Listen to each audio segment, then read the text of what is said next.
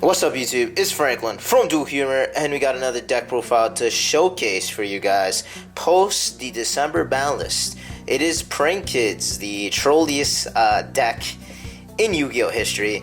I like to say codename Kids Next Door right there for you guys, but it's a fun deck. It's pretty consistent for what it does.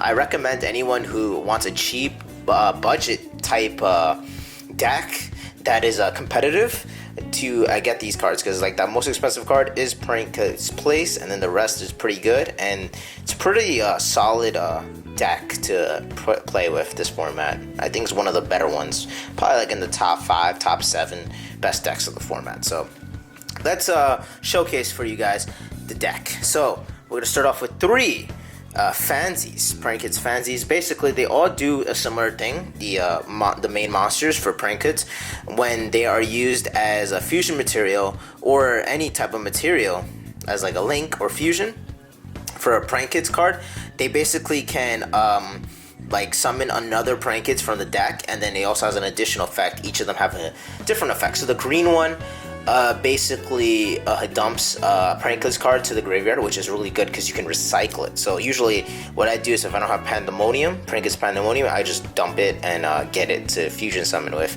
So it's pretty interesting. It's a good card, probably the best card, and it's a Thunder card, so hint hint, really good card. Alright, so now we got the second best card in my opinion is Prank Kids Droppies. So basically, this card does the same thing as fansies in the sense of like when it's used as a material, you can special summon another Prank Kids. That's not Droppies. Basically, that's not the same one, but it has an additional effect that it gives you 500 life points. It gives you 1,000 life points. My bad. It gives you 1,000 life points, and then it also, special summons the monster in defense position. It's also level 2 water aqua monster, so you can make a toad with it. Totally awesome.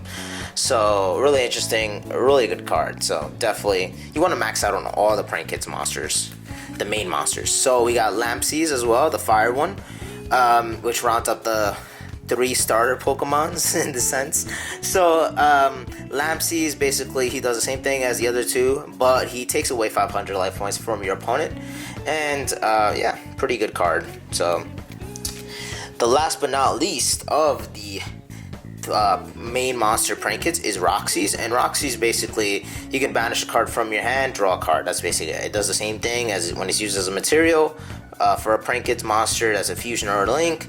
You basically special summon another Prank Kids from your deck in defense position. That's not him. So that is it for the Prank Kids monsters. We would play more if there was more invented for them, but there's only 4 Prank Kids monsters. So now we play hand traps galore here. And the first hand trap we play is Nibiru, because it's really good against a lot of decks this format. You can do it against the new deck, Datascape or Virtual Worlds. You can do it against Infernobles. You can do it against Dragon Links if they don't summon a negate beforehand. So it's a really good card, especially if your opponent doesn't expect it first turn. So awesome. You also play 3 Ashes. Ashes is really good this format because of Virtual World and other decks that just came out. It actually hurts them a lot, so it stops a lot of decks. Last format it was really bad because you had Infernobles and Dragon Links like really dominating the format, and one negate wasn't going to do a lot. However, Ash in this format is pretty solid. I recommend it, and it's one of the better hand traps right now. I also do play 3 Ghost Ogres. Now Ghost Ogre, this format draw isn't as impactful as it was before, because there's just so much diversity in this format of good decks that draw wouldn't be good in every matchup. So I pick something that's good and pretty solid in every matchup, which is a Ghost Ogre. And yeah, it's amazing in anything that triggers, you just activate it. You can do it against Virtual World's continuous spell or trap. You do it against a lot of things, so definitely Ghost Ogre's a must-have in this one, especially if you have room for it. I'm playing 12 hand traps, by the way. We do play Infinite Impermanence, so Imperm is really good, especially when if you're forced to go second, you can just Imperm some cards. You can Imperm the Calamities, you can Imperm and disrupt the opponents. I don't play Gamma in this deck because Usually when the opponent hand traps you, it's when you already have a monster on field, so Gamma's usually dead when you really need a card to prevent your opponent's hand traps, so it's not good. Now we play, for the spell cards, we do play 3 Planket's Place. I really like Planket's Place because it's just another card to search out a Planket's monster. And if you don't have a Planket's monster in your first 5 cards, you're basically going to lose that game, unfortunately. So, Place is just good. Some people run 2. I prefer the 3 for the consistency. I know that you don't even need it half the time, but it's just good to have. It's just another consistent card in your deck. And then you play the 1 Terraforming, so you're technically playing 4 Place in the deck. Now, for probably the clutchest card in the deck is Pandemonium. Now, Pandemonium is a quick play fusion, so keep that in mind. It's not a hard once per turn. And so you can OTK really easy with this deck because of Pandemonium. However, Pandemonium limits you to Prankid's monsters. So keep that in mind, that if you activate Pandemonium, you can't totally awesome afterwards, unfortunately. So you would have to totally awesome beforehand. Alright, so the next card is 1 Prankid's Prank. It is basically good for the OTK of Access Code Talker. I put it at 1 because it's not necessary. Sometimes you can just make Access Code Talker without it, depending on your hand. And yeah, it's an okay card. It gives you a token, so you can make a link to Prank Kids, or you can just make the level 1 Meow Meow. Whatever floats your boat, but it's good for just another layer of consistency. And then we play 3 Palms, 3 Palmerizations. I think it's better than Thunder Dragon Fusion in the sense that you could see, like, it's just more live in your hand. Thunder Dragon Fusion is more of a win more card. It recycles your cards, but usually you don't need to recycle your cards if you already have a big established board of the Butler in the field, and then maybe an Omni Negate like Toad. So it's really good just to keep Polymerization. You want the starter Fusion, and you don't have to rely so heavily on Pandemonium to start your plays. Also gives you a better chance of making Toad if you open this up. Alright, next one is, we got 3 Triple Tax, and yeah, Triple Tax is really good. It's basically for hand trap, so if they hand trap you, could draw 2 cards and you might still have a chance to make full combo. So I think this is the best card to play instead of Gamma for the hand traps, just for because it's more consistent and more viable. Now we do play 1 Instant Fusion, and yeah, Instant Fusion just makes the fusion. The level 5s, they're both, you can make both either you can make the what is it called, the rocket, or you can make the what's the other one, the water one. I always forget. The washer, there you go. I'm looking at it, I'm like, yo, I can't remember some of these names. I just remember how they look. But yeah, you can make one or the other and you can start your plays like that, so it's really good, especially if you get in a period. And last card but not least, we got Monster Reborn, because it's just another recyclable card. Now we're on to the extra deck. Sorry for the noise back there. Everyone's awake right now, so unfortunately you're gonna hear a lot of weird noises in the background. So awesome music in the background to try to prevent as much noise as possible. Now, onto the extra deck, we do play 2 of the Meow Meow. So, Meow Meow just made this deck good. That's literally it. Made it more consistent. It's basically like the Almirage of the deck in the sense that you just summon a normal Prankid's monster, you link it off, you make Meow Meow. And then the Prankid's monster triggers, and you got 2 monsters for 1, basically, for free. And then, on top of that, has an additional effect that when you're going to activate Prankid's monster effect, you can just banish it from the graveyard, and then it fulfills the requirement. So you don't have to tribute the Butler or the Dragon to activate their destruction effect, which is amazing. So on top of it, just it by itself being a Link 1 was helpful. Now, put that to effect, its banish graveyard effect. It's amazing. It's probably the best card of the deck. It made it what it is today, which is like a tier 1.5 deck, which is amazing.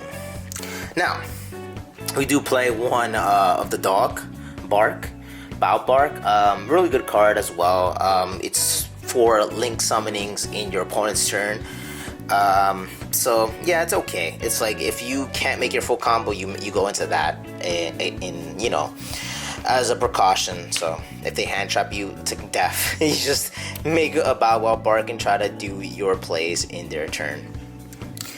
Now we do play two of the bird. I call him just Rooster. Two roosters. He's basically another searcher. He's like place. But when you you can also tribute him to in your turn. You can attribute him and summon two of the Prankets cards from different names in your graveyard. You can just add them to the hand. So it's really good to get you the Pandemonium, and it'll get you into your combo pieces. So highly recommended card.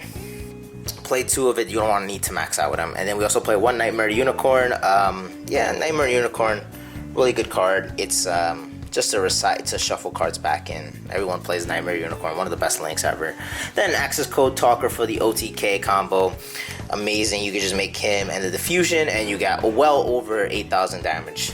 And then last but not least, we play Rooster for the back row decks. Is basically a Heavy Storm or a Heartbeast Feather Duster in a sense for your opponent, and it's a quick play Heartbeast Feather Duster. And if you have a Rooster and you have Meow Meow in the graveyard, you just banish the Meow Meow, and Rooster stays on the field and pops your whole opponent. So you can do it twice that turn, which is amazing. So it's good against back row decks. On to the XYZs, we do play one Abyss Dweller. You can make it with Roxy's before you make Pandemonium, and for those decks that are heavy Graveyard Reliance, this is the card you want to play. So goodbye Eldritch, goodbye Zombie decks with Abyss Dweller. Now the last XYZ we do play Totally Awesome, and this is the card you probably go into more often with the Dropsies. And again, you do a pre-Pandemonium, you make them, and you basically have an Omni Negate now. Now to the fusions, we do play one of the Washer. Washer's probably the worst fusion out of all of them. It has like the direct attack, and you can, it doesn't let the opponent activate cards and effects and damage step. You can just tribute it to summon two monsters in the graveyard like all the Prankets fusions do. But technically it's the worst one in my opinion. You can make it if with instant fusion though, so it's really awesome. We do play Rocket. So Rocket Ride is a little better than the Washer because it has a trigger effect that can chain block and make it weakens his attack by half, but it'll prevent your opponent from ashing your graveyard Prankets that you use for this fusion summon. It also has the same effect as the Washer, where you can just tribute him and summon two non-fusion Pranket monsters from the graveyard to the field, so you can keep comboing off and eventually make Butler. So really awesome. And speaking of the devil himself, we do play two Butlers, and a Butler is amazing. It's a Regeki on legs, 3,000 booty, 3,000 attack, amazing card. You can activate Regeki twice, so it's a good interruption. It's a quick play. You can activate Regeki twice with the obviously Meow Meow. So you just banish Meow Meow, Regeki. And then if they try to do something, try to make a comeback, another Regeki, just tributing himself. So really good. Makes the deck broken. Highly recommend playing two, just in case if they play some cheeky stuff that can banish cards from your extra deck, or if you're playing a really grindy game, the second Butler will come in clutch. And that is it for the deck. The extra deck is up to personal preference, but I can recommend Lancia for Virtual Worlds. And some blowout cards like Evenly Match or Dark Ruler No More and stuff like that for the decks, for the meta decks. But that is it for the deck list. If you guys are going to purchase any of these decks, please, any of these cards, please use my TCG affiliated link. It doesn't cost you a penny. It does help out the channel so I can make more awesome deck profiles for you guys. Also hit the like button, subscribe, because that's what's going to help us grow this channel. And I would really appreciate that. And if there's anything you want to mention, please comment it down below. I'll try my best to answer any questions, or just comment and have some fun with you guys, have some laughs. I love trolling around with my crew and my community here.